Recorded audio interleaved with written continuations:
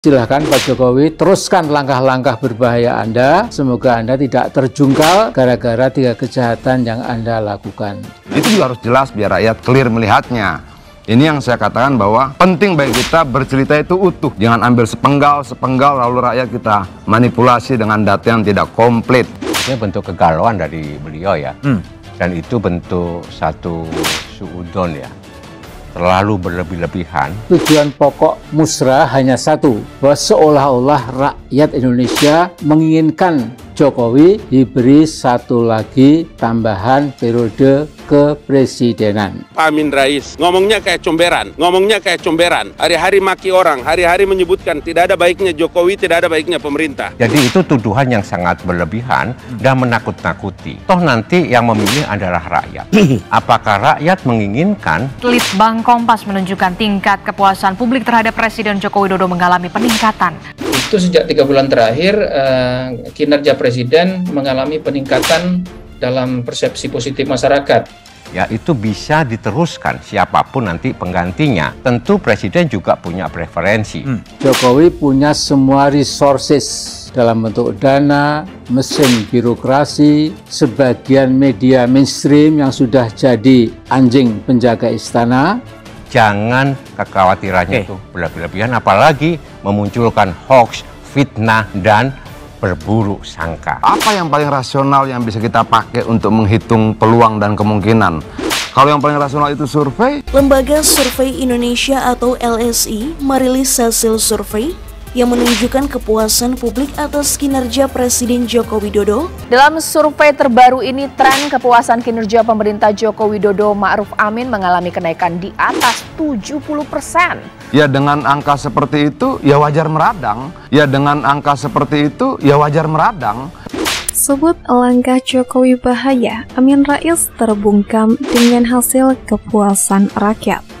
Hasil survei ini mengkonfirmasi dukungan dan sikap politik Jokowi terhadap calon presiden di 2024 berpengaruh secara signifikan bagi siapapun nantinya yang akan didukung oleh Jokowi.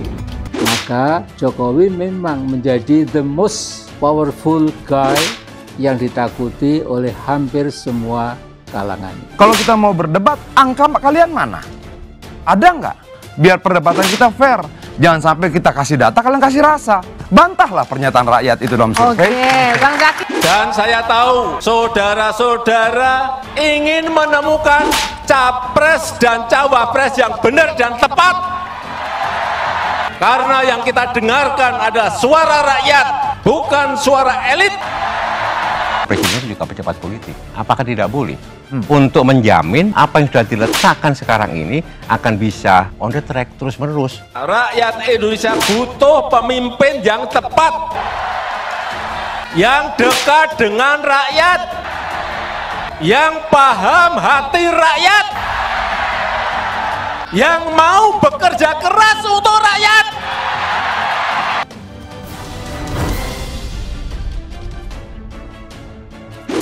Ketua Majelis Syuro Partai Umat Amin Rais kembali menyoroti Presiden Joko Widodo.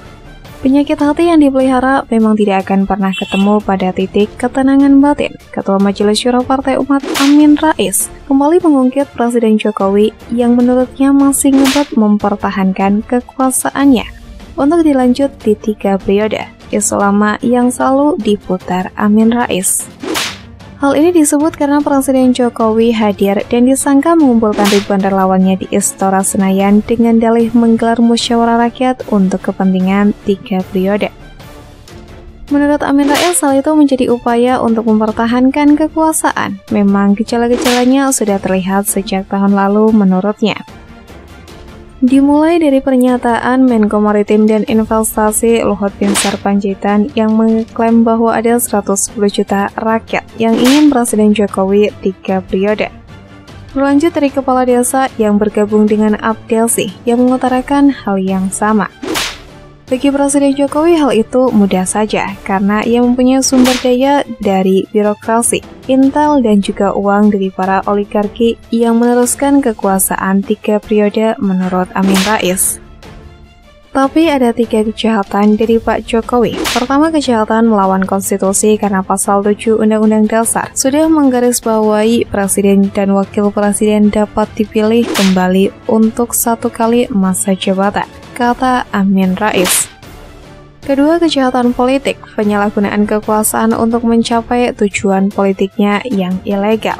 Jelasnya, Amin Rais juga berpendapat bahwa Presiden Jokowi melakukan kejahatan moral. Sebab menurut Amin Rais, dugaan itu karena perkara Presiden Jokowi menjawab pertanyaan dari awak media dengan jawaban Presiden juga politisi. Ketika Jokowi melakukan kejahatan moral ketika dia berlagak lugu, inosen dan naif ketika para wartawan bertanya apakah pantas Bapak sebagai presiden mengundang ketua-ketua parpol di istana supaya tujuan politik Bapak berhasil. Dengan jawaban khas, ada yang salah, sebagai presiden saya kan juga politisi, ujarnya menuduhkan Presiden Jokowi. Tidak sampai di situ, Amin Rais juga menilai pelanggaran moral menurutnya lebih bahaya dibandingkan melanggar 1 atau 2 pasal undang-undang. Jokowi lupa bahwa pelanggaran moral lebih berbahaya daripada pelanggaran 1-2 pasal undang-undang yang memang hilang dari rezim sekarang ini. Rezim Jokowi selama lebih dari 8 tahun adalah hilangnya fondasi moral, ujar Amin Rais.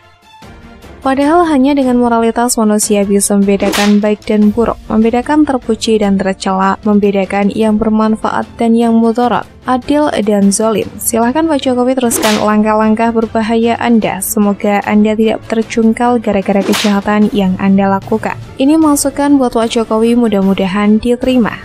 Tutupnya. Amin Rais sendiri memang tidak pernah absen dalam menanggapi tanggapan Presiden Jokowi maupun apa yang dilakukan Presiden Jokowi. Bisa dibilang pemerhati Presiden Jokowi yang paling setia. Namun siapa sih Amin Rais itu? Sosok Amin Rais yang sudah malang melintang di dunia perpolitikan Indonesia menempatkan diri sebagai oposisi pemerintah melalui Partai Umat. Kritikan yang disampaikan oleh Amin Rais merupakan hal yang wajar, mengingat Ketua Majelis Syuro Partai Umat tersebut diketahui telah lama berseberangan dengan pemerintah. Ya, meskipun dikritik habis oleh oposisi, tetap saja tingkat kepuasan terhadap kinerja Presiden Joko Widodo mengalami peningkatan. Tingkat kepuasan kinerja Presiden Joko Widodo mengalami kenaikan 82% dalam survei Lembaga Survei Indonesia atau LSI pada April 2023. Angka ini merupakan kepuasan kinerja tertinggi pada Jokowi selama menjadi presiden. Direktur Eksekutif LSI Jadi Hanan menyebutkan kinerja Presiden Jokowi dinilai positif oleh 82% responden. Angka ini adalah penilaian tertinggi pada Jokowi.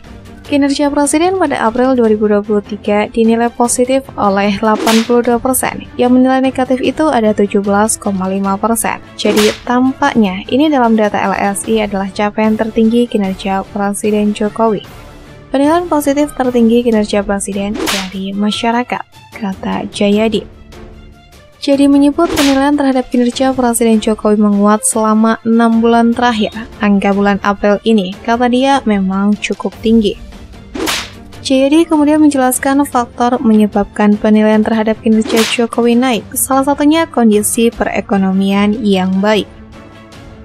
Sementara itu, Deputi 4 Kepala Staf Kepresidenan Juri Ardiantoro menyebut tingkat kepuasan publik terhadap kinerja Presiden Jokowi yang mencapai 82% merupakan rekor tertinggi. Pencapaian tersebut, kata Juri, membuktikan bahwa legitimasi Presiden Jokowi semakin kokoh. Apalagi pencapaian luar biasa ini terjadi saat Indonesia sebagai bangsa sedang menghadapi berbagai tantangan yang sangat kompleks, baik karena masalah global maupun lokal. Tegas Juri menanggapi hasil survei Lembaga Survei Indonesia atau LSI di Jakarta melalui keterangan tertulis 4 Mei. Juri mengatakan setidaknya ada 4 isu utama yang menjadi prestasi Presiden Jokowi. Pertama, kemampuan Presiden Jokowi mengendalikan berbagai masalah dan tantangan yang bersumber dari global maupun lokal, seperti persoalan ekonomi, perlindungan sosial, kesehatan, hingga penegakan hukum. Menurut Deputi Bidang Informasi dan Komunikasi Politik KSP ini, Presiden Jokowi telah meninggalkan legasi atau warisan yang monumental, serta menjadi tonggak dan landasan yang kokoh untuk masa depan Indonesia. Oleh karena itu, menurutnya seluruh komponen bangsa perlu membangun komitmen bersama untuk melanjutkan legasi tersebut pada periode-periode yang akan datang. Dalam konteks ini menjadi lumrah bagi Presiden untuk meminta komitmen para calon presiden yang akan berlaga di 2024 untuk terus memperkuat usaha-usaha yang sudah dilakukan Presiden Jokowi ini. Pungkas Juri Ardiantoro.